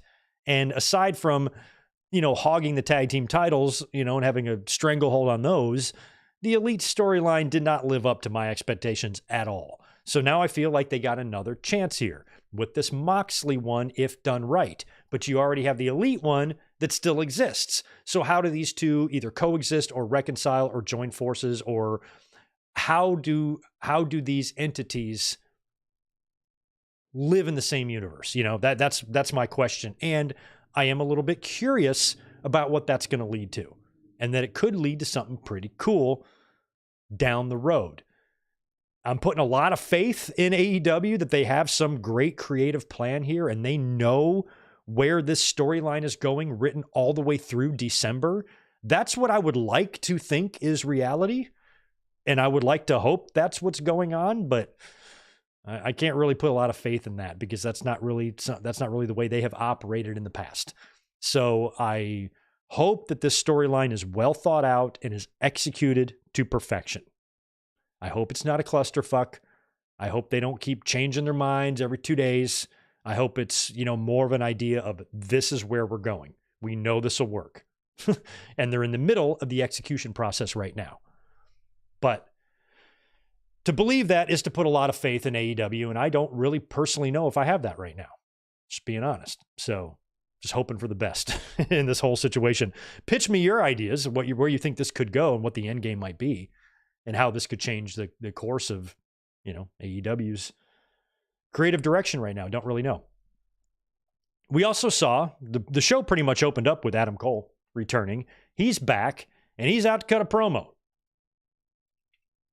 Now, all this is very weird because it was Adam Cole who turned on MJF, but now that MJF went back to being a heel, and now Adam Cole is back, Cole is now the babyface, MJF is the heel, and now they have to try to explain this. So Cole comes out, he's on the mic. He briefly kind of kills the Undisputed Kingdom angle, which has been dead forever now, but he says that he loves them, but he needs to do this on his own, effectively finally putting an end to that. And he basically says that, he's not stupid. He never trusted MJF. MJF is fake and phony. Everybody knows this. And he wasn't going to be stupid enough to fall for what everybody else has fallen for with MJF. And I still think you need a little bit better of an explanation than that, and he could have brought up a number of things that happened between them during their saga together. And what show was it? Was it Grand Slam or was it the pay-per-view? And that's where Cole got hurt, right? And he ran down to the ring during MJF's match. I think it was with Samoa Joe, leapt off the ramp and blew his ankle out. Why don't you just blame MJF for that? I came out to help you, injured my ankle, was out a fucking year because of you, or something like that, because you couldn't get it done on your own. Or I don't know, something to just add a little bit more explanation other than, oh yeah, now that everybody's healthy again, MJF happens to be a heel, so that just kind of means by default I need to be a babyface. Something a little bit more than that. But based on how the treatment recently of Chris Statlander, AEW just seems like they're just going to drop shit when they want to drop it. And we've seen WWE act that way sometimes. It's not good. It can be a little frustrating at times, but I'm not going to sit there and rack my brain about it. So Cole explained, I guess, as best he could of why he is taking the stance that he takes. And that's when MJF shows up on the Tron. Awesome. So well lit, so perfectly set. He's sitting there like in his house, fireplace lit, drinking a glass of scotch or cognac or something, and talks about Adam Cole. And I guess they're upcoming. I don't know if they're going to have this match at Full Gear or when they're going to do this. And I'm hoping that Cole is healthy. He's back in the ring. He's doing his thing. He's walking around fine on the foot and everything. But, is he in ring shape? Is he ready to go? Is he ready to super kick Ricochet upside down again? That's what I'm ready for. So if this match is going to happen, I guess it's going to be Full Gear. And we'll see if this is going to be them picking back up with this feud, and these guys are going to carry their angle into the next few months, or if they're just doing this match to get it out of the way so both guys can move on. I don't know, but it feels like it's probably going to be a program here between these two guys. I'm just glad Adam Cole is back. And Adam Cole and MJF on television together, whether they're partners or opponents, is usually pretty magical. So I'm hoping that despite, none of it making too much sense, that once they get cooking together, it'll be magic once again. We had FTR defeating Big Bill and Brian Keith. Outrunners came out to do the 80s pose and handshake brother with the FTR. I thought that was fun. Backstage, the Acclaimed got interrupted by MVP and Shelton Benjamin. Now, MVP offered his business card to them. Bowens declined it. Caster did not. And I think this is a great idea. I feel like how the Acclaimed organically got over and got popular. There's a lot of fumbles going on AEW's end, but the way the Acclaimed got over with the audience, I feel is a lot like what the Outrunners are doing right now. And the Acclaimed have really lost steam. Nobody seems to even like Max Caster. And this would be a great move for him, is break up the Acclaimed and move Max Caster into a heel character. Maybe have him join this Hurt Syndicate that's probably going to grow beyond its core 3 members, it looks like at this point, especially with MVP handing out business cards to people. Mercedes Moné defeated Queen Aminata in a TBS title match. That one was pretty good. Mercedes hit the backstabber and statement for the win. Happy to see her using the statement and not the moneymaker, which is the worst finisher in the history of the biz. Private Party wants another title shot. They were backstage with the Bucks, and the Bucks say no, and then Stokely Hathaway comes in and says that the two of them has been here since the Obama administration and they have not done anything. And he stirs the pot a little bit and he says, everybody knows Isaiah is a single star, and then walks away. What an asshole. And then after that, this is prior to the BCC interrupting the conglomeration in the Elite match. The Elite are backstage wishing Kenny Omega a happy birthday. And they have a cake for him, and then they take a bucket of like intestines, like pig intestines, and dump it all over the cake. And of course, the intestines is a reference to Kenny Omega's illness that he suffered. And then Jack Perry said, get well or die. I really don't care. So happy birthday, Kenny. He'll be back. I'm ready for Kenny to come back. I hope he's doing well. We saw the in-ring AEW debut of Shelton Benjamin as he took on Lio Rush. And when I was watching this match, I had completely forgotten. They had briefly linked Lio Rush up with Bobby Lashley, right? In WWE when they were trying to figure out shit for Lashley to do and things were real bad at first there. And I had kind of forgotten about that. So there is a little bit of a connection there with Shelton and Lio. And Shelton looked like $1 trillion. He looks so good in this. I'm so happy to see him in the ring. He's always been one of my favorites, and he's always been someone that I've just never understood why he wasn't a bigger star than he was. And he just looked tremendous. That super kick that he gave to Lio, almost took his head off, was unbelievable. So Shelton Benjamin beats Lio Rush. Later on in the night, Swerve Strickland accepts Shelton Benjamin's challenge for Dynamite on October 30th in 2 weeks. It's going to be called Fright Night Dynamite, so like a Halloween-themed show. And that's where Shelton is going to take on Swerve Strickland. And I would feel like that's got to be where we see Lashley, right? Shelton versus Strickland. Lashley shows up. It's got to be. Lashley's got to show up. Since it's Fright Night, maybe he'll be dressed up as something. No, don't. Never mind. Don't dress him up. Don't put him in a costume and have him come out of a coffin or something. Just have Lashley show up. I feel like October 30th is where his debut should be. And then the Hurt Syndicate will be fully formed, and then they can add members from there if they so choose. And if that Hurt Syndicate does grow strong enough, I'm curious how they coexist with the BCC.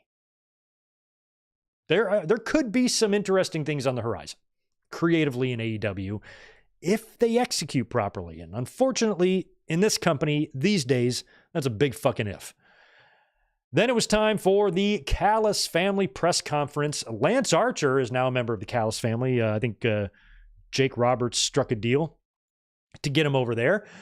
And Brian Cage, out of nowhere, is now in the Callis family. And I guess the two of them, Archer and Cage, are going to be targeting the tag team titles. Takeshita was a part of this press conference. He basically issued an open challenge to anyone who wants a shot at his international title. And Kyle Fletcher was there as well. And he refuses to explain himself and refuses to explain why he turned on Will Ospreay. And we had no Will Ospreay on the show either. And we didn't have a Mariah May on the show other than a backstage interview, which I think is a mistake, because I think she is someone you want to feature very heavily right now, and they're not doing it. And the main event was pretty good, although I think they had kind of a wonky finish there. Jay White taking on Christian. Kip Sabian shows up. He was either early or late. I couldn't tell what happened. But he comes up and distracts the referee while Jay White sets up Christian for the Switchblade. And Hangman Page, who comes down, when Jay White's got Christian in position, Hangman comes over the top with a buckshot lariat, takes out Jay White, rolls under the bottom rope to the floor. Christian pins Jay White to get the win. And then after the match, he goes over to the edge of the ring and looks down at Hangman. And Hangman's like on the floor like a hot dog, just looking straight up with his eyes like up in the air. And the captions and the memes that were created from that on Wednesday night were pretty fun to look at on social media. So I thought that was good. Jay White and Hangman Page's feud is going to continue. Jay White got a huge upset, clean pinfall victory over Hangman Page at Wrestle Dream that surprised the hell out of me. So I guess I'm happy to see this issue between them continue because the matches are going to be good. And I'm sure we'll run it back at Full Gear, and Hangman will probably pick up the win on this one. Now, next week, scheduled for Dynamite, I saw the video, but I'm not sure if it aired on Dynamite or if it aired on social media. I think it aired on Dynamite. Could have been exclusive. I don't know. But anyway, it was Hook vowing to deal with Taz's attacker next week on Dynamite. So Hook was there, and I guess they did a story. Taz is out with some knee surgery. So after Hook gave Taz the FTW title and retired it, I guess he was attacked in the parking lot by an unknown assailant. Just a cover story for him being off to deal with the surgery and rehab from that. And so Hook claims that he has seen the video surveillance footage. They didn't show us this video surveillance footage, but Hook said he saw it, and he's going to deal with Taz's attacker next week on Dynamite. So many fans are of the belief that Taz's attacker is Hook himself. And I feel like that's probably pretty likely as well, because it's got Shawn Triple H 2002 vibes, you know. It was me all along. No, that's Vince. It was me all along. But what did Triple H say when Shawn revealed him? I guess he goes, you're damn right it was me. That's what he said. You're damn right it was me.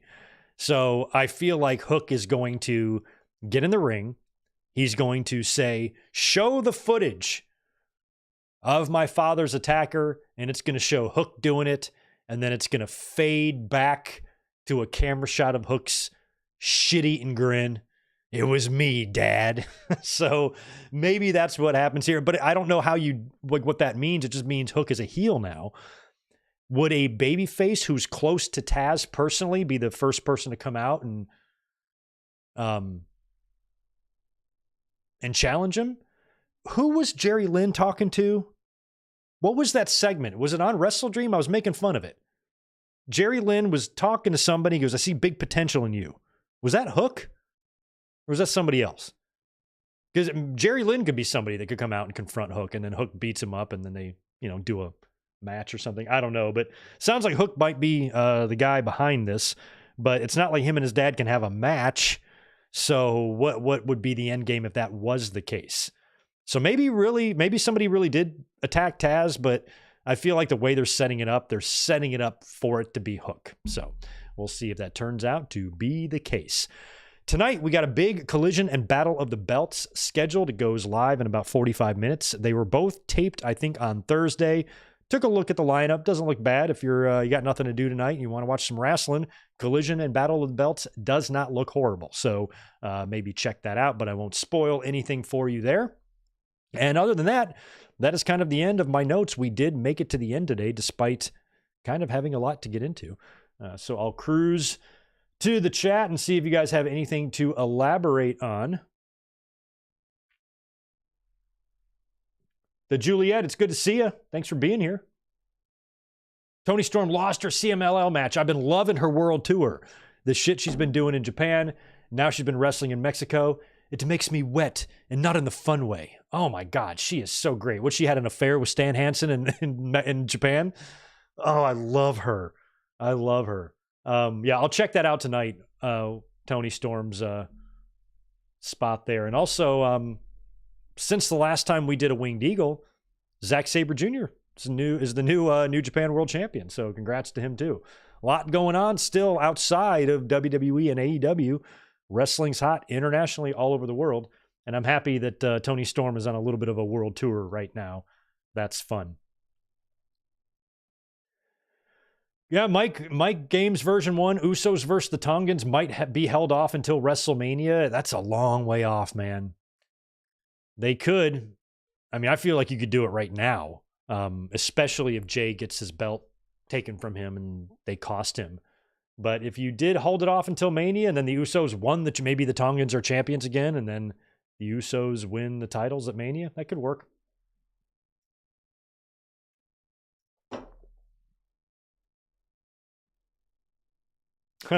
Yeah, a lot of us still have PTSD from the corporate ministry merger.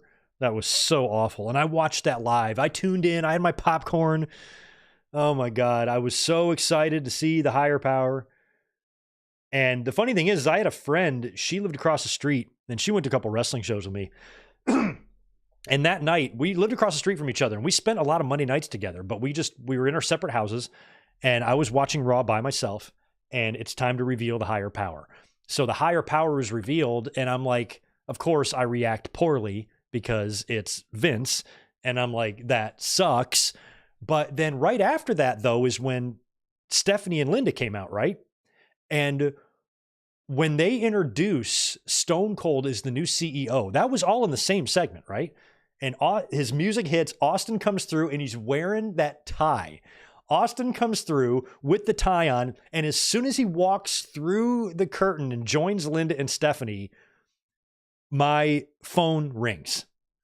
And it's my friend, and she's just like, that is the funniest thing I've ever seen. Like, she popped so hard for Austin, but she wasn't a real wrestling fan, wasn't a wrestling fan like myself. So it was awesome and everything, but I was disappointed. I was disappointed because Vince's dumbass was the one that was revealed. I'm like, yeah, this is funny and everything, but we really got let down here. We were hoping he was going to be the $1 Million Man or Jake the Snake Roberts, the Ultimate Warrior, something crazy, or some sort of person that has a history with The Undertaker. And for them just to cop out and reveal it to be Vince, super disappointing. But that still was a good end of the segment there where Austin was revealed as the new CEO or whatever the hell it was that they did that night. But hopefully whatever AEW is doing, they've got a better end game in mind. And every time, WWE has been guilty of that. WCW was guilty of that.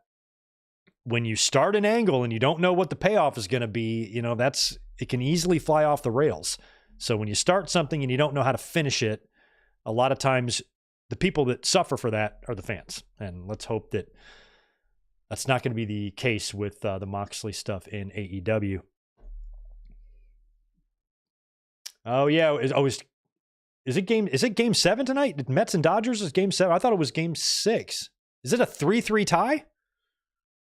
Oh Lord. I thought it was 3-2. Anyway, I'll have the game on. I am kind of rooting for, in terms of World Series, as long as I'm definitely rooting for the Guardians to lose. I just don't think Mets and Guardians is the World Series people want. I think people either want the Subway Series or they want New York and LA. So if it's Dodgers and Yankees, I think that's a big time matchup. If it's Mets and Yankees, I think that's a big time matchup. If it's Mets and Guardians, I ain't going to care who wins.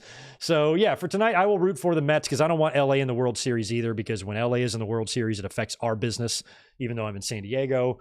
A lot of LA fans down here. So when they are doing well, we can see a decline in business, especially during playoffs or World Series. So if they get booted out, that'll be just fine with me. But speaking of getting booted out, I got to get booted out. I got to go to work now and do my other job. Again, I want to apologize for no watch along tomorrow, but you will see some YouTube shorts hitting the channel tomorrow. I got a bunch of those in the can. I'll drop those in the morning just so you don't have to completely miss me. And then on Monday, you're going to see me twice if you're a member. We're going to be doing a Saturday night's main event watch along at 6 Eastern, 3 Pacific, and then at 8 Eastern, 5 Pacific, we're going to watch Monday Night Raw together. So a double header on Monday. Saturday night's main event for the members, Raw for everybody. Thanks again, everybody, for being here. Okay. Game 6 is Guardians-Yankees. Okay. Thank you for keeping me up to date on that. I only kind of eyeball. Now that the, excuse me, I got a scratchy throat. Now that the Padres and the Tigers are out, I only kind of sort of care. So I will keep an eye on those games tonight. They did have them on the ropes, Gilbert. They did, but it was not to be. Oh, well, what can you do? You guys have a great rest of your Saturday. Thank you so much for being here. It felt great to be back and do a podcast after 2 weeks off. So feel like we got caught up on a little bit of what we missed while we were having pay-per-views on Saturdays. And we will be back at it again here in front of the camera live on Monday for a whole lot of wrestling watching. You guys have a great rest of your night and have a great Sunday tomorrow, and I'll be